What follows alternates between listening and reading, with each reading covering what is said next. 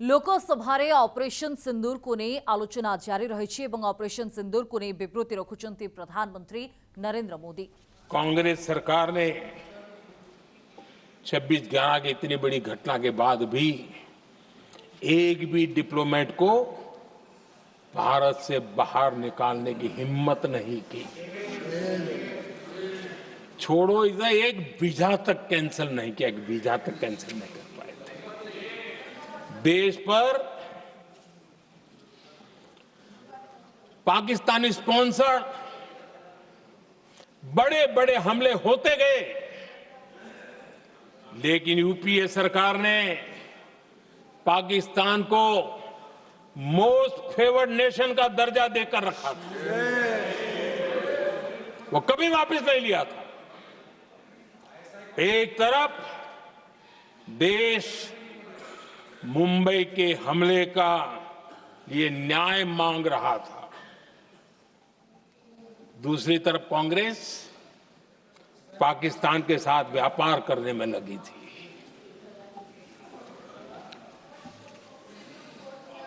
पाकिस्तान वहां से खून की होली खेलने वाले आतंकियों को भेजते रहे और कांग्रेस यहां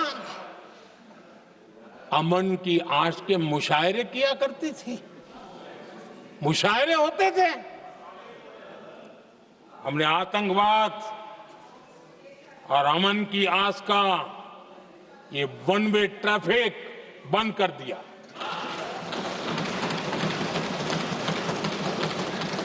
हमने पाकिस्तान का एमएफएन का दर्जा रद्द किया, वीजा बंद किया। हमने अटारी वाघा बॉर्डर को बंद कर दिया। आदरणीय अध्यक्ष जी,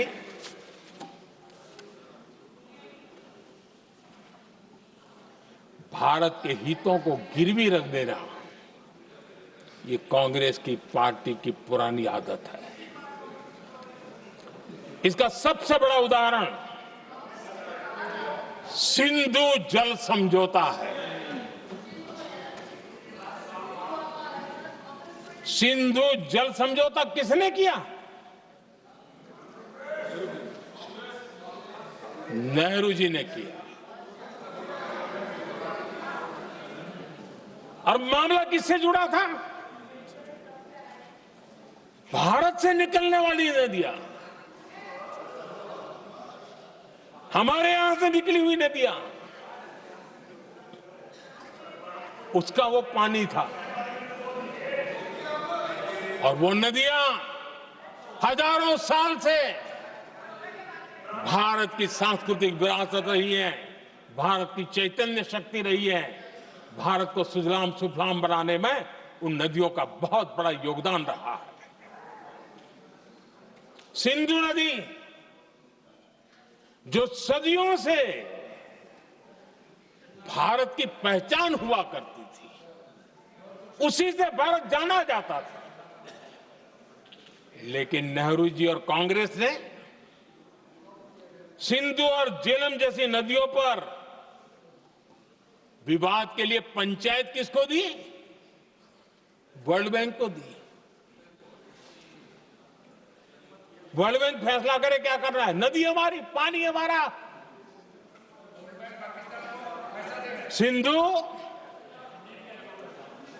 सिंधु जल समझौता सीधा सीधा भारत की अस्मिता और भारत के स्वाभिमान के साथ किया गया बहुत बड़ा धोखा था।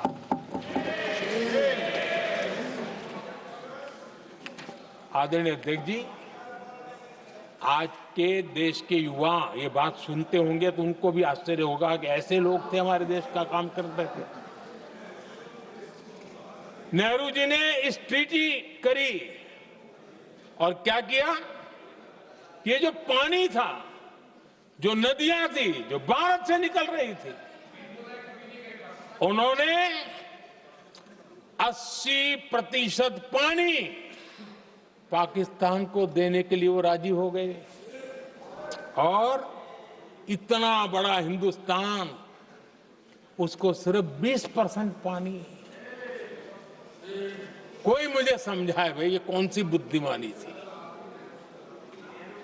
कौन सा देश हित था? कौन सी डिप्लोमेसी थी? क्या हालत करके बना के रखा था आप लोगों ने? इतनी बड़ी आबादी वाला हमारा देश, हमारे यहां से निकलती हुई ये नदियां, और सिर्फ 20% पानी, और 80% पानी उन्होंने उसको दिया जो देश खुलेआम भारत को अपना दुश्मन करार कर देता रहता है, दुश्मन कहता रहा।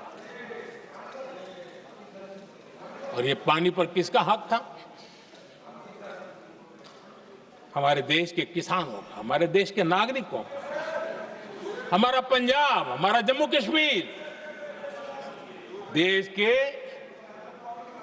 एक बहुत बड़े हिस्से को इन्होंने पानी के संकट में धकेल दिया, इस एक कारण से।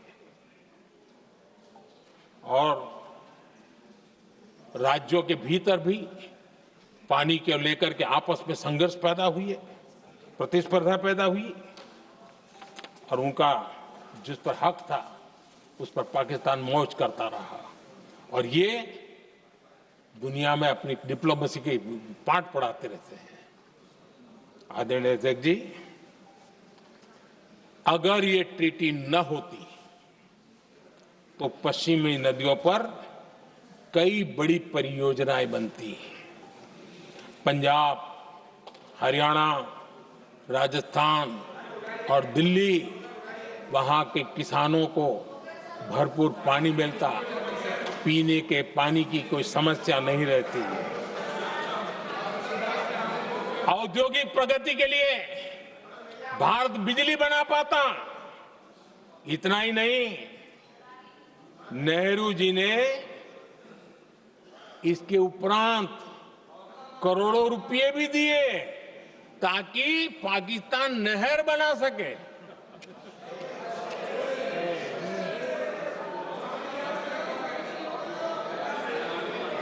आदरणीय अध्यक्ष जी, इससे भी बड़ी बात, देश चौंक जाएगा। ये चीजें छिपाई गई है, दबा दी गई है। कहीं भी बांध बनता है तो उसमें एक मैकेनिज्म होता है उसकी सफाई का, डीसिल्टिंग का। उसमें जो मिट्टी भर जाती है, बाकी घास वगैरह आकर के भर जाता है, तो उसकी कैपेसिटी कम होती है, तो उसकी सफाई के लिए यानी इनबिल्ट व्यवस्था होती है। नेहरू जी ने पाकिस्तान के कहने पर यह शर्त स्वीकार की है कि इन बांध में जो मिट्टी आएगी, कूड़ा कचरा आएगा और बांध भर जाएगा, इसकी सफाई नहीं कर सकते, डीसिल्टिंग नहीं कर सकते हैं। बांध हमारे यहां, पानी हमारा, लेकिन निर्णय पाकिस्तान का कि आप डीसिल्टिंग नहीं कर सकते। इतना ही नहीं, जब इस बार मैं डिटेल में गया तो एक बांध तो ऐसा है कि जहां ये डीसिल्टिंग के लिए जो गेट होता है ना, उसको वेल्डिंग कर दिया गया है ताकि कोई गलती से भी खोल करके वो मिट्टी को निकाल ना दे। पाकिस्तान ने नेहरू जी से लिखवा लिया था कि भारत बिना पाकिस्तान की मर्जी अपने बांधों में जमा होने वाली मिट्टी साफ नहीं करेगा, डीसिल्टिंग नहीं करेगा। ये समझौता देश के खिलाफ था और बाद में नेहरू जी को भी ये गलती माननी पड़ी। इस समझौते में निरंजन दास गुलाटी करके एक सज्जन उसमें जुड़े हुए थे। उन्होंने एक किताब लिखी है। उस किताब में उन्होंने लिखा है कि फरवरी 1961 में नेहरू ने उनसे कहा था, गुलाटी, मुझे उम्मीद थी कि यह समझौता अन्य समस्याओं के समाधान का रास्ता खोलेगा, लेकिन हम वहीं हैं जहां पहले थे। ये नेहरू जी ने कहा। नेहरू जी केवल तत्कालिक प्रभाव देख पा रहे थे, इसलिए उन्होंने कहा कि हम वहीं के वहीं हैं। लेकिन सच्चाई ये कि इस एग्रीमेंट के कारण देश बहुत पिछड़ गया, देश बहुत पीछे चल गया और देश का बहुत नुकसान हुआ। हमारे किसानों को नुकसान हुआ, हमारी खेती को नुकसान हुआ। और नेहरू जी उस डिप्लोमेसी को जानते थे जिसमें किसान का कोई वजूद ही नहीं था। यह हाल करके रखा था उन्होंने। आदरणीय अध्यक्ष जी,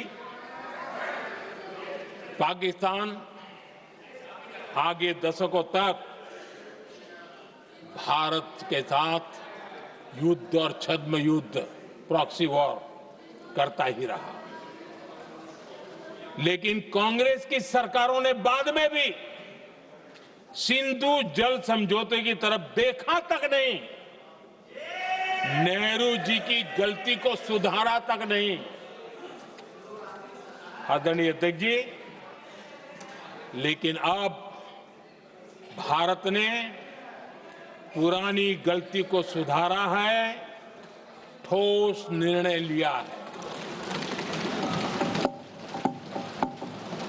भारत ने नेहरू जी द्वारा किए गई बहुत बड़ी ब्लंडर, सिंधु जल समझौते को देश हित में, किसानों के हित में एबेंस में रख दिया है। देश का अहित करने वाला ये समझौता अब इस रूप में आगे नहीं चल सकता। भारत ने तय कर दिया है, खून और पानी साथ साथ नहीं बह सकते।